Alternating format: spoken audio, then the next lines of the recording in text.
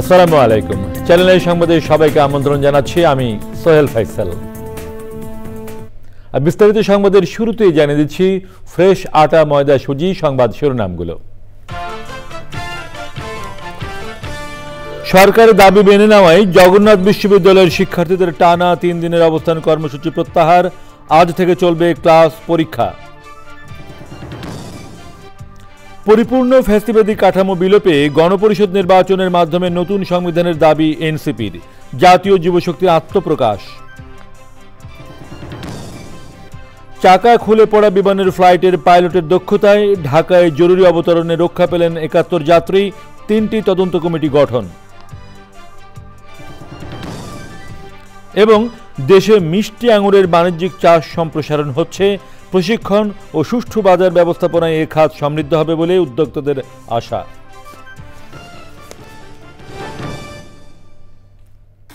প্রিয় দর্শক, সংবাদ শিরোনামগুলো জানাচ্ছিলাম। এখনকার এই সংবাদ আয়োজনে একই সঙ্গে চ্যানেলের ইউটিউব চ্যানেলে এবং চ্যানেলের ওটিটি প্ল্যাটফর্ম আই স্ক্রিনে লাইভ স্ট্রিম হচ্ছে। যাচ্ছি বিস্তারিত সংবাদে। সরকার 4 দফা দাবি মেনে নেওয়ায় টানা 3 দিনের সব কর্মসূচি প্রত্যাহার করেছেন জগন্নাথ বিশ্ববিদ্যালয়ের শিক্ষক ও শিক্ষার্থীরা। আজ থেকে বিশ্ববিদ্যালয়ের ক্লাস পরীক্ষা চলবে। শুক্রবার আন্দোলনের শেষ দিনে ছিল গণ অনশন ও সমাবেশ।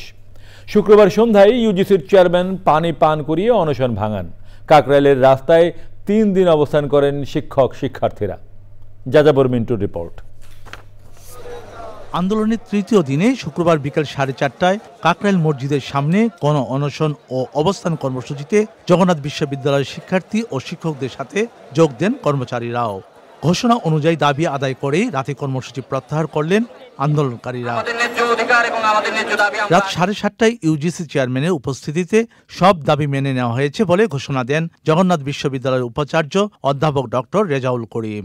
আবাসন সংকট নিরসনে আমাদের শিক্ষার্থীদের খুব দ্রুত অস্থায়ী হল নির্মাণের কাজ শুরু করা। দ্বিতীয় ক্যাম্পাসের কাজ অগ্রাধিকার ভিত্তিতে ইউজিসি চেয়ারম্যান অধ্যাপক ডক্টর এস.এম. ফায়েজ গণ অনশনে অংশ নেওয়া শিক্ষক শিক্ষার্থীদের পানি পান করিয়ে অনশন ভাঙান। বিশ্ববিদ্যালয় কর্তৃপক্ষ এবং ইউনিভার্সিটি গ্রাউন্ডস কমিশন একটি ফ্যামিলি, একটি পরিবার হিসাবে আপনাদেরকে সবাইকে সাথে নিয়ে আমরা সব ধরনের যা কিছু সমস্যা ইনশাআল্লাহ আমরা একসাথে রাখতে সমাধান করতে পারব। সব দাবি মেনে নেয় আন্দোলনের সমাপ্তি ঘোষণা করেন জগন্নাথ বিশ্ববিদ্যালয়ের শিক্ষক সমিতির সাধারণ সম্পাদক অধ্যাপক ডক্টর রইস উদ্দিন। যেহেতু আমাদের দাবি বাস্তবায়িত হয়েছে, পূর্ণ হয়েছে এবং আমাদের চলমান আজকের এই আন্দোলনের পরিসমাপ্তি ঘোষণা করছে। দাবি পূরণে সরকার কোনো রকম গড়িমসি করলে কঠোর কর্মসূচি দেওয়ার কথা বলেন শিক্ষক সমিতির এই নেতা। যাযাবর মিন্টু, চ্যানেল আই, ঢাকা। পরিপূর্ণ ফ্যাসিবাদী কাঠামো বিলোপে গণপরিষদ নির্বাচনের মাধ্যমে নতুন সংবিধানের দাবি করেছেন জাতীয় নাগরিক পার্টির নেতারা। জাতীয় নাগরিক পার্টির অঙ্গ সংগঠন জাতীয় যুবশক্তি আত্মপ্রকাশ অনুষ্ঠানে এ দাবি জানান তারা। এনসিপির নেতারা বলেন, বাংলাদেশের বিষয়ে সিদ্ধান্ত নেবে দেশের জনগণ, কোনো বিদেশি শক্তি নয়। তাহফিমুল ইসলামের রিপোর্ট।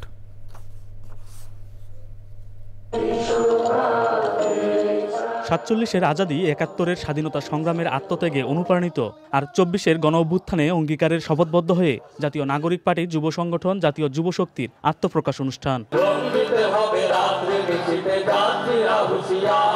রাজধানীর গুলিস্তানে ক্ষমতাচ্যুত আওয়ামী লীগের পরিত্যক্ত কার্যালয়ের সামনে 23 আবরার ফাহাদ এভিনিউয়ে যুবশক্তি আত্মপ্রকাশ অনুষ্ঠানে এনসিপির শীর্ষ পর্যায়ের নেতারা অংশ নেন।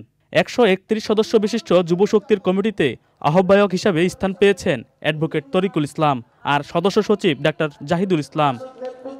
জাতীয় নাগরিক পার্টির নেতারা বলেন, ফ্যাসিবাদী ব্যবস্থা এখনও পুরোপুরি বিলোপ হয়নি। জাতীয় যুবশক্তির মাধ্যমে সেই ব্যবস্থা বিলোপ করে নতুন রাজনৈতিক বন্দোবস্ত চূড়ান্ত করা হবে। তো আমাদের সামনে একটি ঐতিহাসিক মহেন্দ্রক্ষণ অপেক্ষা করছে, যেখানে আমরা একটি শক্তিশালী বাংলাদেশ রাষ্ট্র দক্ষিণ এশিয়াতে এবং বিশ্ব মঞ্চে জন্ম দিতে পারবো। রাষ্ট্র ও রাজনীতিতে তরুণদের প্রতিনিধিত্ব ও হিস্সা নিশ্চিত করবে যুবশক্তি।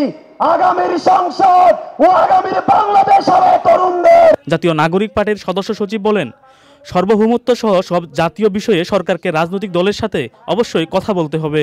যদি বাংলাদেশ রাষ্ট্রটিকে সাংবিধানিকভাবে ক্ষমতা কাঠামোর জায়গায় ফ্যাসিবাদ মুক্ত করতে হয়, তাহলে অবশ্যই একটি নতুন সংবিধান আমাদেরকে প্রণয়ন করতে হবে। মানবিক করিডোরের প্রয়োজন আছে কিনা, সেই করিডোরের নিয়ন্ত্রণ কাদের কাছে থাকবে, সেই করিডোর দিয়ে কি পারাপার হবে, প্রত্যেকটা বিষয়ে রাজনৈতিক দলগুলোর সঙ্গে আলাপ আলোচনা করে তারপরে সিদ্ধান্ত গ্রহণ করতে হবে। এনসিপির নেতারা বলছেন, মর্যাদাপূর্ণ বাংলাদেশ প্রতিষ্ঠায় এবং যুব সমাজের মাঝে নতুন রাজনৈতিক বন্দোবস্তের শপথ হিসাবে কাজ করবে যুব শক্তি। গেল 53 বছরে যুব সমাজকে দলীয় হাতিয়ার হিসাবে ব্যবহার করা হয়েছে, তাদের সম্ভাবনাকেও কাজে লাগানো হয়নি। গতানুগতিক ধারায় নয়, নতুন বাংলাদেশ বিনির্মাণে জাতীয় যুব শক্তি কাজ করবে বলে আশা প্রকাশ করছেন জাতীয় নাগরিক পার্টির নেতাকর্মীরা। গুলিস্তান থেকে তাফিমুল ইসলাম, চ্যানেল আই। মানবিক করিডোর নিয়ে অন্তর্বর্তী সরকারের অবস্থান স্পষ্ট করার দাবি জানিয়েছেন জাতীয় নাগরিক পার্টি এনসিপির দক্ষিণাঞ্চলের মুখ্য সংগঠক হাসনাত আব্দুল্লাহ। কুমিল্লায় শিল্পকলা একাডেমিতে বৈষম্য বিরোধী ছাত্র আন্দোলন কুমিল্লার আয়োজনে জুলাই সমাবেশে অংশ নিয়ে কথা বলেন তিনি। এ সময় জুলাই আন্দোলনের শহীদ ও আহতদের সম্মাননা দেওয়া হয়। সমাবেশে যোগ দেন বিএনপি, এনসিপি, খেলাফতি মজলিস, ইসলামী আন্দোলন বাংলাদেশ ও এবি পার্টি সহ বিভিন্ন ফ্যাসিবাদ বিরোধী রাজনৈতিক দলের কেন্দ্রীয় ও স্থানীয় নেতারা। কোনোভাবে আমরা আমাদের দেশের সার্বভৌমত্ব এবং আমাদের এই দেশকে কখনোই কোনো পরাশক্তির কাছে আমরা কোনোভাবে আমরা বন্ধক দিব না। আমাদের এই দেশ ভারতের নয়, ভারতের আধিপত্য থাকবে না, এখানে পিন্ডির আধিপত্য থাকবে না, এখানে কোনো মার্কিন আধিপত্য থাকবে না, কোনো পরাশক্তির আধিপত্যের ক্ষেত্র এই বাংলাদেশকে আমরা কোনোভাবেই হতে দিব না। কক্সবাজার থেকে উড্ডয়নের পর চাকা খুলে যাওয়ার পরও ক্যাপ্টেন ও ক্রুদের দক্ষতায় এবং বিচক্ষণতায় নিরাপদে ঢাকায় অবতরণ করেছে বিমানের ফ্লাইট। অল্পের জন্য প্রাণে বেঁচে গেছেন এক শিশুসহ ৭১ জন যাত্রী এবং ৪ জন ক্রু। এ ঘটনার ৩টি তদন্ত কমিটি গঠন করেছে বিমান। চকর মালিথার রিপোর্ট। বিমান বাংলাদেশ এয়ারলাইন্সের BG436 ফ্লাইটটি কক্সবাজার থেকে শুক্রবার দুপুর 1:17 ঢাকার উদ্দেশ্যে যাত্রা করে।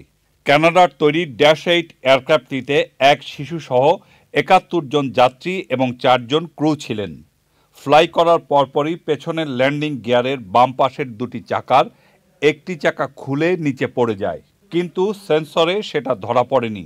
কক্সবাজার বিমানবন্দর থেকেই ফ্লাইটের ক্যাপ্টেন জামিল বিল্লাহ এবং ফার্স্ট অফিসার জায়েদকে চাকা খুলে যাওয়ার কথা জানানো হয়। সাথে সাথে তারা এয়ার ট্রাফিক কন্ট্রোলের সাথে যোগাযোগ করেন। এয়ার ট্রাফিক কন্ট্রোল থেকে ফ্লাইটটি ওই অবস্থায় কক্সবাজার থেকে উড়িয়ে এনে ঢাকায় জরুরি অবতরণের নির্দেশ দেওয়া হয়।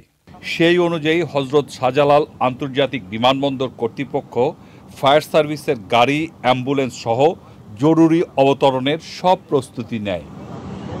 ঢাকা এসে প্রথমে লো ফ্লাই করার পর কন্ট্রোল টাওয়ার থেকে ক্যাপ্টেনকে নিশ্চিত করা হয় এয়ারক্রাফটের বাম পাশের একটি চাকা খুলে গেছে। তখনও ফ্লাইটের যাত্রীরা কিছুই জানতেন না। বাম পাশের একটি চাকা খুলে যাওয়ার বিষয়টি মাথায় নিয়ে ক্যাপ্টেন বিল্লাহ ডান পাশে কিছুটা প্রেসার দিয়ে ফ্লাইট অবতরণ করান। দুপুর 2:17 ফ্লাইটটি ঢাকার হজরত শাহজালাল আন্তর্জাতিক বিমানবন্দরে নিরাপদে অবতরণ করে। যাত্রীরা নেমে আসেন নিরাপদে। এ ঘটনার পরপরই 3টি তদন্ত কমিটি করেছে বিমান। আমাদের যে চিফ অফ ফ্লাইট সেফটি তাকে হেড করে একটা ইনভেস্টিগেশন টিম গঠন করেছি। এছাড়াও আমরা ইঞ্জিনিয়ারিং থেকেও আরেকটা টিম গঠন করেছি। তাছাড়া যেই এয়ারক্রাফটটার ইনসিডেন্ট হয়েছে সেই এয়ারক্রাফটটা যারা ডিহেভিলেন্ট, যারা হলো -8 এর তৈরি, তাদের সাথে আমরা আমাদের ডেটাগুলি সব পাঠিয়ে দিয়েছি। ওরাও ওদের থেকে ইনভেস্টিগেশন করছে।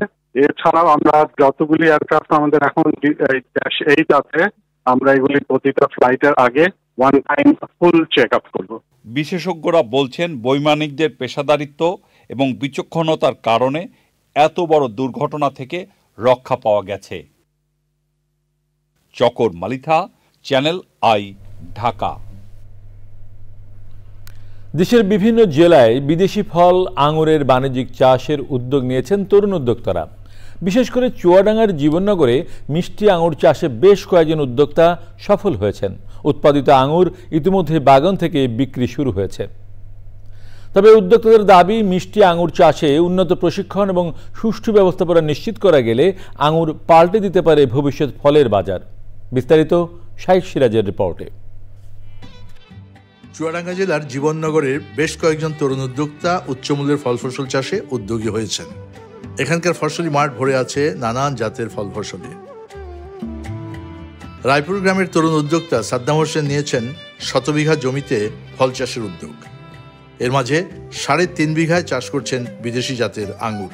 প্রথমে আমরা পরীক্ষার জন্য আমি মাত্র 6টি গাছ নিয়ে আসি। আচ্ছা আচ্ছা, কোথা থেকে গাছ? আমি নিয়ে আসি আপনার ইউক্রেন থেকে আর কি। আমরা নিয়ে আসি 6টা গাছে মোটামুটি আমাদের খুব ভালো ফলন হয়। এরপরে আমরা বাগান করি আর বড় পরিসরে আমরা টোটাল এখন আমাদের। পরের চারাগুলো কোথা থেকে পেলা? চারা আমরা ওই গাছ থেকে সংগ্রহ করেছি। আঙুরটা আমরা বিক্রি করতেছি 250 থেকে 300 টাকা কেজি। আপনার 10 কেজি আঙুর হইলে একটা গাছ থেকে আপনি সেখানে 3000 টাকা হচ্ছে।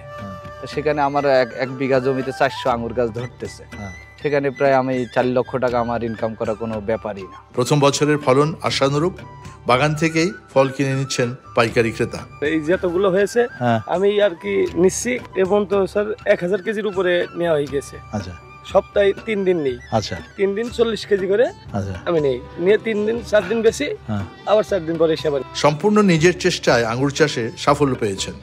এটা যদি আমাদের প্রশিক্ষণের ব্যবস্থা থাকে, তারপরে আমাদের যেমন বাস্তবে কারিগরি শিক্ষা যেটা আমরা বলি, যদি আমাদের মাঠে আমাদের নিয়ে যে ট্রেনিং করাই, তাহলে আমরা দেখাচ্ছে এইগুলো বিশাল উপকৃত। এখন যে করছো এটা কি কোন জ্ঞান থেকে? এটা স্যার আমার নিজের থেকে আমরা করতেছি, নিজে অ্যাপ্লাই করতেছি যে হয় কিনা। তারুণ্যের শক্তি দিয়ে এদেশের কৃষিকে এগিয়ে নিয়ে যাচ্ছে উদ্যোক্তারা। তারা বলছে নতুন এই কৃষির ফল ফসল আমাদের ক্ষেত্রে সরকারি সহযোগিতা, তথ্য প্রাপ্তি, যোগাযোগ, এই বিষয়গুলো যদি সম্প্রসারণ করা যেত তাহলে এই উদ্যোগকে আরও সম্প্রসারণ করা সম্ভব হতো। চুয়াডাঙ্গার জীবননগরের রায়পুর থেকে শাইখ সিরাজ, চ্যানেল। এ নিয়ে বিস্তারিত প্রতিবেদন প্রচার হবে আজ রাত 9টার সংবাদের পর হৃদয়ে মাটি ও মানুষ অনুষ্ঠানে।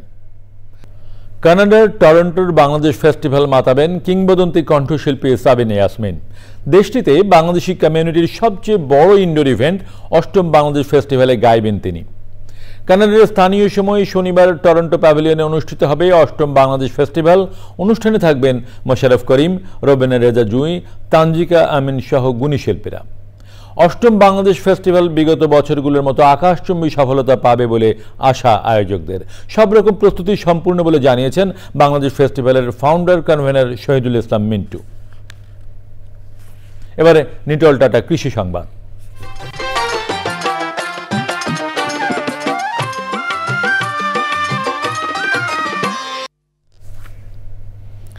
বাঁশের মাচায় সবুজ পাতার ফাঁকে থোকায় থোকায় ঝুলছে আঙুর। মসজিদের ছাদে আঙুর চাষ করে রীতিমতো তাক লাগিয়ে দিয়েছেন সৈয়দুর রহমান তরফদার ফারুক। চায়ের রাজ্য শ্রীমঙ্গলে আঙুর চাষের স্বপ্ন বুনছেন এই কৃষি উদ্যোক্তা। মৌলভীবাজার থেকে এম সালামের তথ্য ও ভিডিও চিত্রে আল মুকসিদের রিপোর্ট।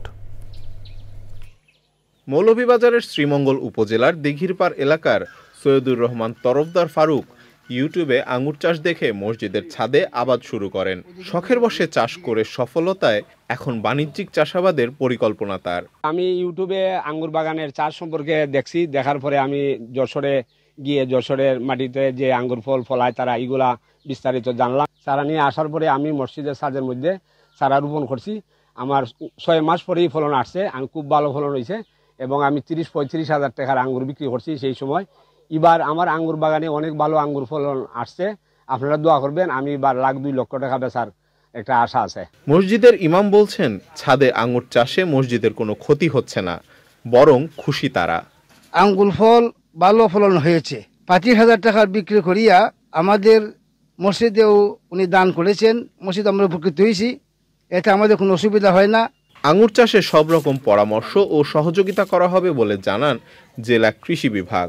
তাদেরকে যদি আমরা প্রযুক্তিগতভাবে আরো কিছু পরামর্শ দিতে পারি, আর কোনো সহযোগিতা করতে পারি, তাহলে কিন্তু যেহেতু আমাদের এই শহরে অনেক ছাদ বাগান পতিত পড়ে আছে, ছাদ বাগানে আমরা আঙ্গুর চাষ করে আমরা মানুষকে আরো মোটিভেট করতে পারবো।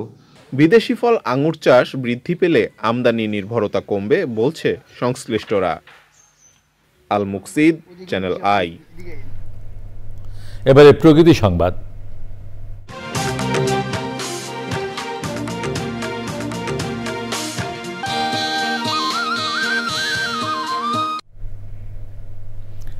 নারায়ণগঞ্জে হবে সবুজে ঘেরা, প্রাচ্যের ডান্ডি হবে বিশ্বসেরা।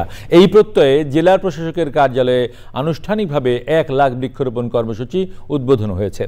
এরই অংশ হিসেবে জেলার 14টি স্থানে একযোগে 10,000 গাছের চারা রোপণ করা হয়। রুমন রেজার তথ্য ও ভিডিও চিত্রে সঞ্জিদা স্নিগ্ধার রিপোর্ট।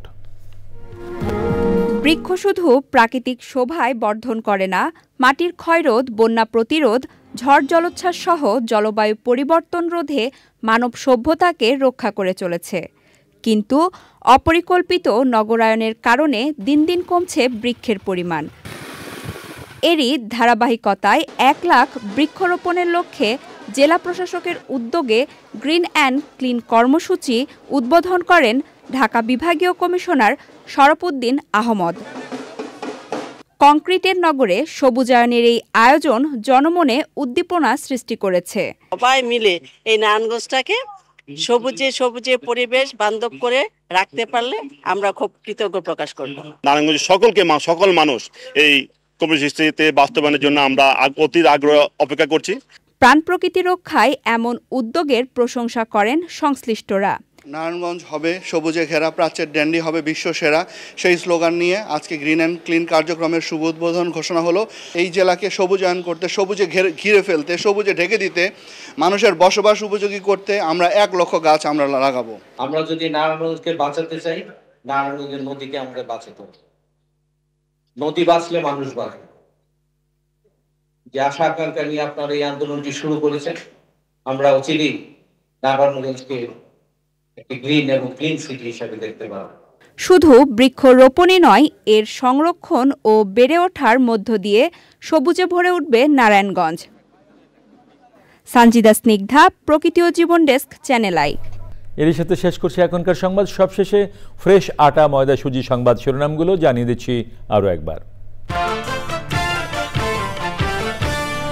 সরকারের দাবি মেনে নেওয়ায় জগন্নাথ বিশ্ববিদ্যালয়ের শিক্ষার্থীদের টানা 3 দিনের অবস্থান কর্মসূচি প্রত্যাহার। আজ থেকে চলবে ক্লাস পরীক্ষা। পরিপূর্ণ ফ্যাসিবাদী কাঠামো বিলোপে গণপরিষদ নির্বাচনের মাধ্যমে নতুন সংবিধানের দাবি এনসিপির। জাতীয় যুবশক্তির আত্মপ্রকাশ। চাকা খুলে পড়া বিমানের ফ্লাইটের পাইলটের দক্ষতায় ঢাকায় জরুরি অবতরণে রক্ষা পেলেন 71 যাত্রী। 3টি তদন্ত কমিটি গঠন। এবং দেশে মিষ্টি আঙুরের বাণিজ্যিক চাষ সম্প্রসারণ হচ্ছে। প্রশিক্ষণ ও সুষ্ঠু বাজার ব্যবস্থাপনায় এ খাত সমৃদ্ধ হবে বলে উদ্যোক্তাদের আশা।